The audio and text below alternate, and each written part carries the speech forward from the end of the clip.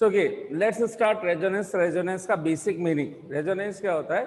अगर आपने 11th grade के अंदर थोड़ा सा पढ़ा होता या पढ़ाया गया होता तो आप लोगों को समझ में आता। रेजोनेंस वो था, साउंड के रेस्पेक्ट में बात कर रहे थे। तो एक एग्जांपल देखिए समझाते हैं कि किसी ब्रिज पर आर्मी वाले चलते हैं तो उनसे बोला जाता है कदम से कदम मिलाकर नहीं चलना, कदम से कदम मिलाकर नहीं चलना। वरना आर्मी वालों की हैबिट क्या होती है, एक आर्मी में जिस रिदम में पाँव रखेगा उसी रिदम में सारे लोग पाँव रखते हैं। तो होता क्या है, एम्पलीट्यूड बहुत बढ़ जाता है वाइब्रेशंस का। किसका एम्पलीट्यूड? तो ब्रिज बहुत ज्यादा वाइब्रेट करेगा, वाइब्रेट करके टूट जाएगा।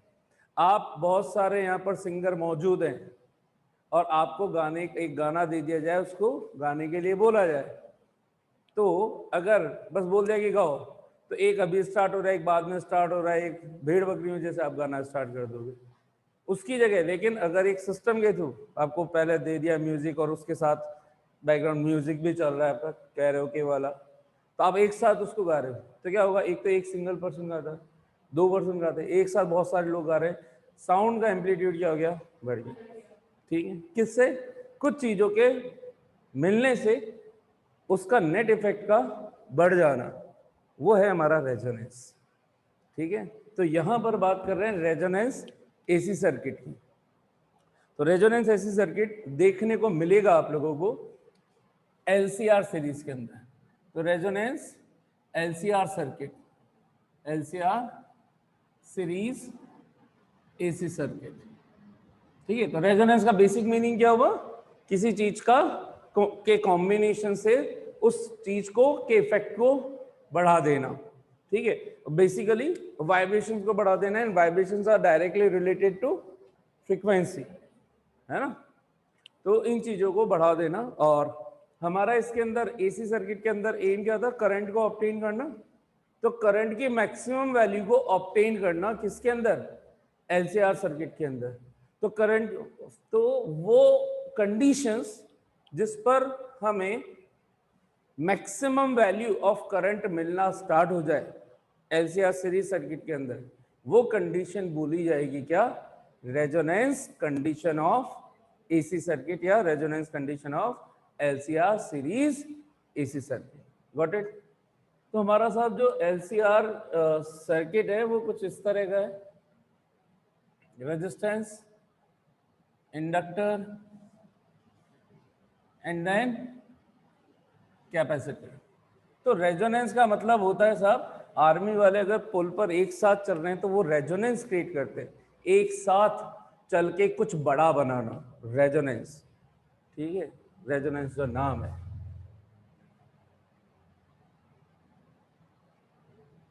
तो अच्छे अच्छे नाम के पीछे कुछ थीम होती है, वो थीम ऐसे निकलती है ना।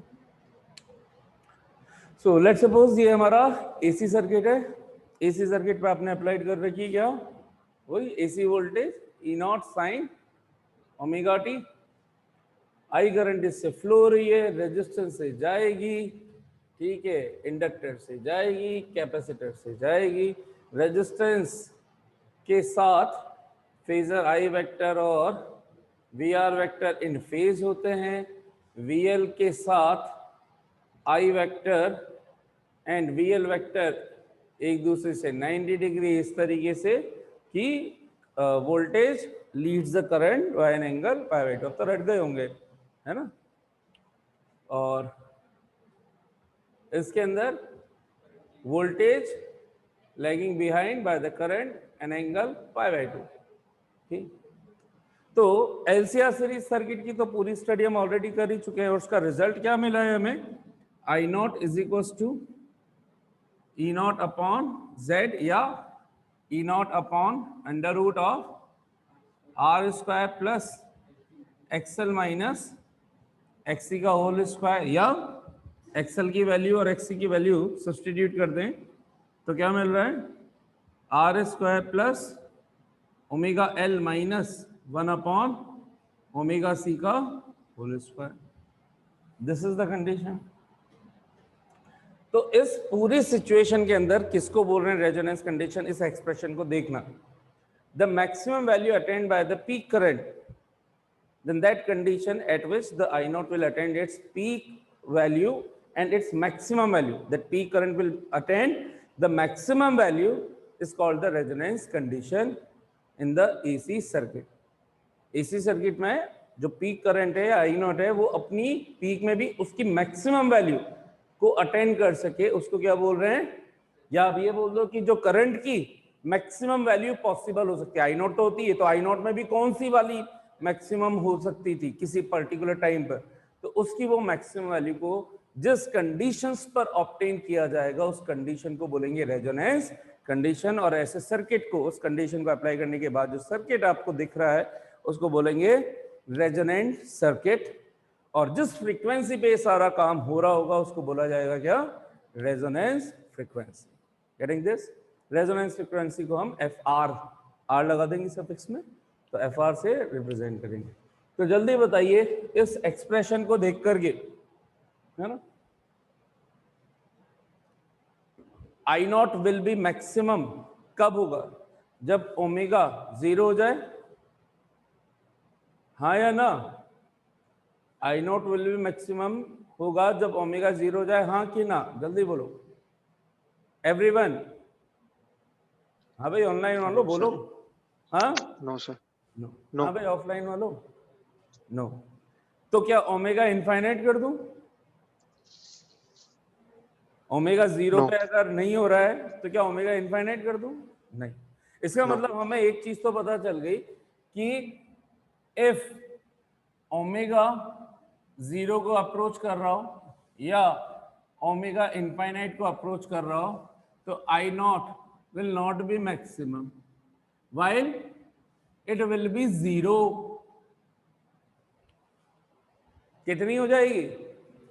देखो ओमेगा को मैंने 0 रखा तो R square plus 0 minus 1/0, 1/0 infinite के साथ कुछ भी ऐड सपरेट कर दो, इनफाइनाइट, इनफाइनाइट का under root infinite, e not upon infinite, 1/इनफाइनाइट क्या होता है? 0।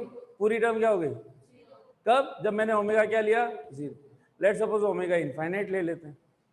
ओमेगा इनफाइनाइट लिया तो ये 1/इनफाइनाइट ये तो हो गया 0, लेकिन ये तो इनफाइनाइट चल ही रहा है, तो infinite minus 0 plus R square, infinite वापस बाहर इनफाइनाइट आ गया, फिर से पूरी टर्म 0 हो गई। तो इसका मतलब अगर आपने ओमेगा को 0 या इनफाइनाइट ले लिया तो करंट क्या हो जाएगी?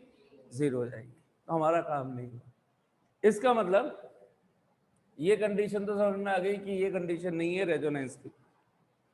तो अब मैं बोलूं for I naught to be maximum denominator quantity should be minimum, denominator quantity should be minimum.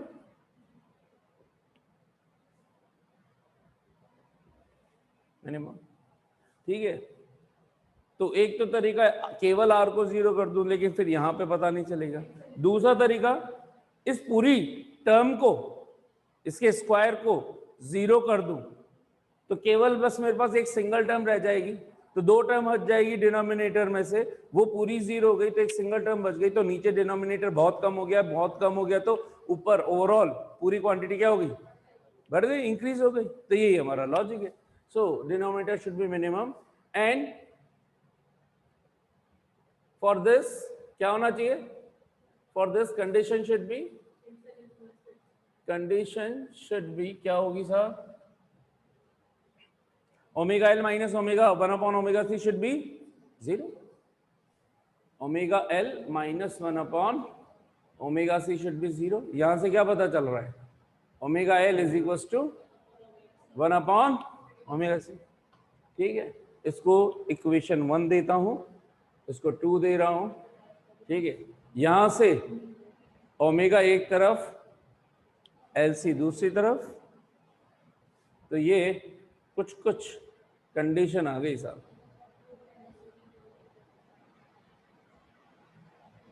This is the required angular frequency या एंगुलर वेलोसिटी, ये होनी चाहिए साहब। तो इस वैल्यू पर ओमेगा अगर आपने 1/√LC ले रखा है तो अपने आप ही ये 0 होगा। इसका मतलब, और ये पूरा 0 हो गया, तो when omega L minus 1/ωc is equal to 0, I naught क्या हो जाएगा, ई नॉट अपॉन, ये z तो चल ही रहा है, और ये किसके बराबर हो जाएगा, ई नॉट अपॉन √r², बोले तो ई नॉट अपॉन, तो इसका मतलब बोल दूं क्या, इस टाइम पे इम्पिडेंस की वैल्यू सिर्फ और किसके बराबर आ रही होगी, केवल r के बराबर।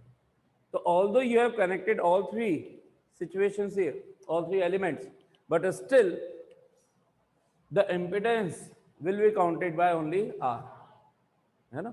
तो यहाँ पर किस वजह से, यही क्या इसकी मैक्सिमम वैल्यू क्या ला रही है, आई नोट तो खुद मैक्सिमम होता है और उसमें भी उसकी मैक्सिमम वैल्यू बता रहे हैं आई के रेस्पेक्ट में। तो ये वाली कंडीशन कि जब ओमेगा एल माइनस 1/ωc 0 हो, तो ये कंडीशन ही क्या कहलाती है, रेजोनेंस कंडीशन। इस कंडीशन को बोलेंगे रेजोनेंस कंडीशन, और ये वाला हमारे लिए रेजोनेंस सर्किट या रेजोनेंस करंट की वैल्यू आ गई, रेजोनेंस पीक वैल्यू करंट। ठीक है, तो आप इसको आई नॉट मैक्सिमम लिखो या आई नॉट आर लिख दो, आई नॉट रेजोनेंस। ठीक है, ये हो गई आपके साथ, ठीक, बेसिक कंडीशन 1/100। कोई पूछे कि व्हाट इज रेजोनेंस फ्रीक्वेंसी,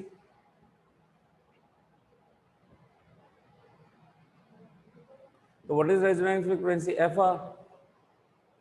तो वही condition, the frequency at which the current will become maximum for the LCR series circuit या simply for AC circuit is called resonance frequency. तो यहाँ पे ओमेगा तो मिल ही चुका है, इसको अगर मैं ओपन कर दूं तो क्या मिल जाएगा, 2π। ये कंडीशन यहीं से चल रही है ना, condition for resonance, condition for resonance in AC circuit या रेजोनेंट AC सर्किट। इस पूरे को अगर बोलना है तो रेजोनेंट AC सर्किट या रेजोनेंस इन AC सर्किट होने के लिए कंडीशन। सो ये कंडीशन है, इसी कंडीशन को फॉलो कर रहा है ये भी यहाँ से। तो क्या लिख दूंगा मैं, 2π FR is equal to 1/√LC। तो FR की वैल्यू मिल गई क्या हमें, कितनी मिली, FR is equal to 1/2π√LC। So this frequency is known as resonance frequency. That means अगर आप इस फ्रीक्वेंसी के AC सोर्स लोगे और इसमें आपने कंपोनेंट कनेक्ट कर दिए तो इस टाइम पर रेजोनेंस हो जाएगा, इसके अलावा पे नहीं होगा। इसका दूसरा बड़ा एडवांटेज, इस चीज से हम इसका एक बहुत बड़ा एडवांटेज उठाते हैं कि हम सर्किट को अगर रेजोनेंट सर्किट बना दे तो फिर आप कोई सी भी फ्रीक्वेंसी डालते जाओ, यानी कि आपने सर्किट को सेट ही रेजोनेंस पे कर दिया, फिर आप इसको कोई सी भी वैल्यू दो, केवल ये पूरा सर्किट इसी फ्रीक्वेंसी को उठाएगा, बाकी की फ्रीक्वेंसी को एक्सेप्ट ही नहीं करेगा काम करवाने के लिए। तो इसलिए इसको एक्सेप्टर सर्किट भी बोल देते हैं ड्यूरिंग रेजोनेंस। सो अगर कोई रेजोनेंट सर्किट है तो उसका दूसरा नाम क्या हो जाता है, एक्सेप्टर सर्किट। तो resonant circuit, resonant AC circuit, या इसका दूसरा नाम एक्सेप्टर सर्किट, क्योंकि जब आप बहुत सारी फ्रीक्वेंसीज को फीड करते हो then it will accept only and only the resonance frequency. Clear? तो ये इसका एक बहुत बड़ा एडवांटेज होता है यहाँ पर। अच्छा साहब, अगर ऐसा है तो फिर हम LC और LR के अंदर भी रेजोनेंस ऑब्टेन कर सकते हैं क्या, देखते हैं। तो पहले ये देखें कि अभी इस टाइम पे क्या हो रहा है। इस टाइम पे ओमेगा एल माइनस 1/ωc का मतलब यह है कि XL is equal to XC हो चुका है, XL is equal to XC, और इसका मतलब तो ये हुआ कि ये फॉलो करना चाहिए VL इज इक्वल टू, तो वेक्टर फॉर्म में ये होना चाहिए। अगर VL vector is equal to VC और हमें पता होता है साहब कि VL वेक्टर और VC वेक्टर एक दूसरे को क्या कर रहे हैं, अपोजिट डायरेक्शन में एक्ट होते हैं। तो अगर ये दोनों बराबर हो तो इन दोनों के मैग्नीट्यूड बराबर, डायरेक्शन अपोजिट सो इनका रिजल्टेंट तो पहले ही क्लियर खत्म हो चुका है, और यहां पर ये सिर्फ कौन चल रहा था, वी आर। तो क्या ये दोनों एक दूसरे को कैंसिल कर देंगे, तो ये जो वी आर है क्या यही हमारा ई का काम करेगा क्या, है ना भाई। वोल्टेज ड्रॉप इसका और इसका ये दोनों एक दूसरे को कट कर देंगे। मान लीजिए आपने 12 वोल्ट लगाया थोड़ी देर के लिए, 12 वोल्ट में से शुरू में अगर रेजोनेंस नहीं था तो मान लीजिए यहाँ पर 5 वोल्ट हो रहा था, यहाँ पर 4 वोल्ट हो रहा था, यहाँ पे 3 वोल्ट हो रहा था। तीनों का सब मिलकर के 12 होना चाहिए था इन बिटवीन टू टर्मिनल्स, ए और बी के बीच में 5 + 4 + 3 12 होना चाहिए था।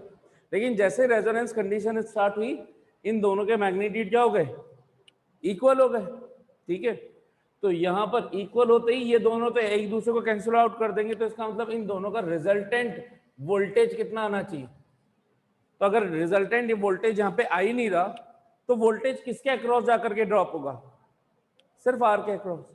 तो इसका मतलब मैं बोल दूं क्या कि सारा का सारा वोल्टेज ड्रॉप वी आर पे ही हो गया, पूरा 12 वोल्ट यहीं पे आ गया, क्योंकि इन दोनों ने तो एक दूसरे को कैंसिल आउट कर दिया। क्लियर। अगर हम आर नहीं लेते, केवल एलसी सर्किट लेते, तो फिर वोल्टेज ड्रॉप कहां होता, तो रेजोनेंस बन नहीं पाता। इसलिए एलसी सर्किट में या एलआर सर्किट में भाई कैंसिल आउट करना जरूरी है ना, कंडीशंस मैक्सिमम ऑब्टेन करने के लिए। दिख तो रही है ये वाली कंडीशन है। तो एक तरह का रेजोनेंस सर्किट किसकी तरह एक्ट करना स्टार्ट कर देता है, प्योर रेजिस्टिव सर्किट। क्या यही आंसर प्योर रेजिस्टिव का था, E naught upon R. So it means what we can say, during the resonance whatever elements are added, they will not be considered, it will, the whole circuit will be behaving as a pure resistive circuit। ठीक है, इस time पे maximum value मिलेगी। And resonance will not occur during the LR या LC या LR, क्या बोला था, और एलसी एलआर, और बस इनके सीरीज में अप्लाई नहीं होगा। एलसी ले लोगे या एलआर ले लोगे तो अप्लाई नहीं होगा। क्यों, क्योंकि कोई कैंसिल करने वाला नहीं होगा। और फिर किसके अक्रॉस आप लोगे, अगर दो ले रहे हो तो वोल्टेज ड्रॉप, अगर मान लो दो ने, आपने कहा नहीं नहीं हमने तो करवा दिया सर, कैसे भी करके करवा दिया, इनको कैंसिल आउट करा दिया, कि हमने तो एलसी लिया, ये दोनों को बराबर कर दिया। अगर ये दोनों बराबर हो गए तो वोल्टेज किसके पास जाएगा, पोटेंशियल का डिफरेंस ही खत्म हो गया, तो करंट क्यों फ्लो होगी, चार्ज फ्लो होने के लिए पोटेंशियल के डिफरेंस का होना जरूरी। तो that's why this is the condition. Reason समझ में आया। तो क्या क्या इसके कुछ इंपॉर्टेंट फैक्टर्स हो गए, तो ये सब कुछ समझ में आ गई सारी बात। जल्दी से इंपॉर्टेंट रिजल्ट बताइए। What is resonance condition,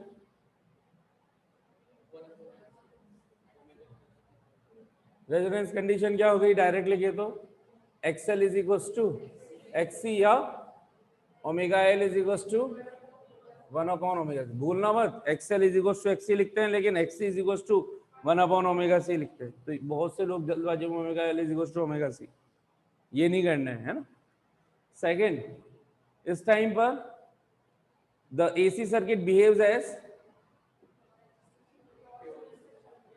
behaves as a pure resistive circuit।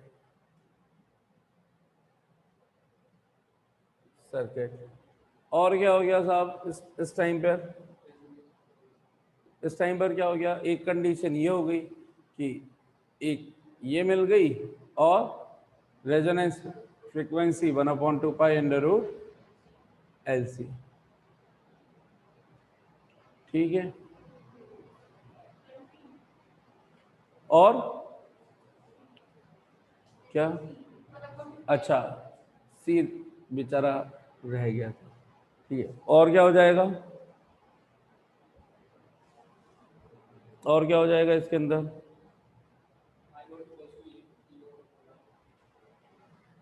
चलो ये भी लिख देते हैं। I naught is equal to E naught upon Z is equal to E naught upon R only यहाँ पर।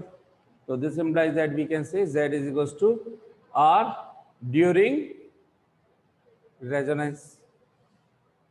अगर रेजोनेंस हो गया, ये बन गया आपके जेई मेंस और नीट के लिए क्वेश्चन। क्वेश्चन आता है ड्यूरिंग रेजोनेंस ऐसा ऐसा हो रहा है, वैल्यूज दे दी, बाकी चीजें गई भाड़ में, z is equal to R, X L X C गया तेल लेने, ठीक है, रेजोनेंस बोल दिया ना, तो बस z इज इक्वल टू आपको क्या लेना है सिर्फ r, ठीक है। अच्छा साहब, cos फाई क्या होता है?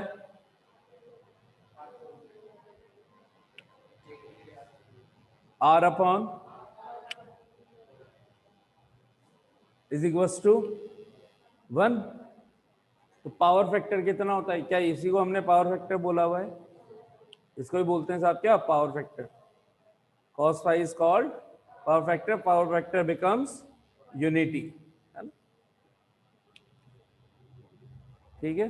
अगर पावर फैक्टर यूनिटी हो गया तो इसका मतलब फाई कितना हो गया? अगर फाई 0 हो गया तो इसका मतलब आई कितना हो गया? Omega t plus minus five, doesn't matter, phi 0 हो चुका है। क्या यही is equal to E naught sine omega t है? तो क्या हम बोल सकते हैं but since E is equal to E naught sine omega t, E naught sine omega t, so during resonance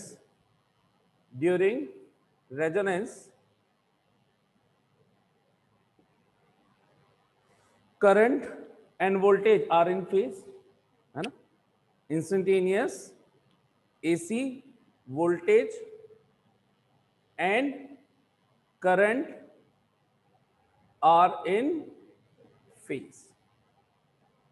किसी को इन फेज से दिक्कत हो तो इन सेम फेज लिख दो, इन फेज का मतलब ही सेम फेज होता है ना, तो इन फेज होंगे।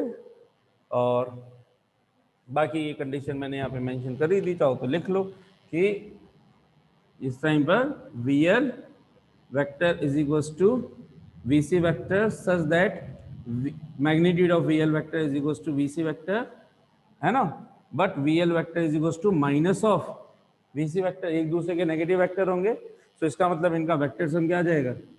0। क्लियर? एक्शन रिएक्शन जैसे फोर्सेस की हम बात करते थे कि F1 vector is equal F12 is equal to F21, magnitude wise direction में अपोजिट चल रहे हैं, तो इस तरह का कुछ हो गया। ये इसकी सारी कंडीशन होगी। कितना समझ में आ गया साहब सारा कुछ?